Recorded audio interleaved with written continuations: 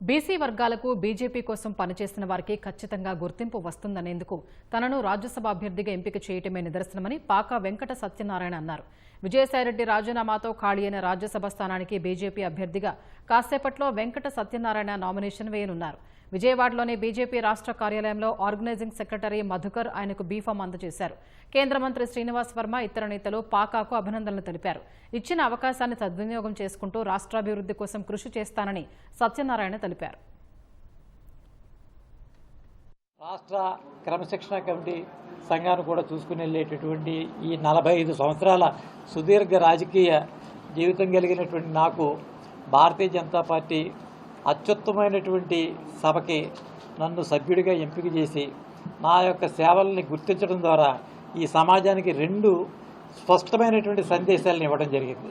ముఖ్యులైనటువంటి వ్యక్తులందరూ కూడా ఏకాభిప్రాయంగా నా పేరు ప్రస్తావించడం అన్నది నాకు రాజ్యసభ సభ్యత్వం కంటే కూడా అదే నాకు చాలా గొప్పదైనటువంటి విషయం. అంతర్గతంగా ఈ స్థానం ఆధారంగా కేంద్ర మంత్రి ఒక సహకారంతో ఆంధ్రప్రదేశ్ రాష్ట్రంలో భారతీయ జనతా పార్టీని బలోపేతం చేస్తూ కూటమి యొక్క లక్ష్యాలను ఎదురుకు తీసుకెళ్లేటటువంటి ప్రయత్నం, భారతదేశం యొక్క స్థితిగతుల్ని, భారతదేశం యొక్క పరిస్థితిని మార్చేటటువంటి ప్రయత్నం కోసం ఈరోజు మేమంతా కలిసి పనిచేయడానికి సుముఖంగా ఉన్నాం.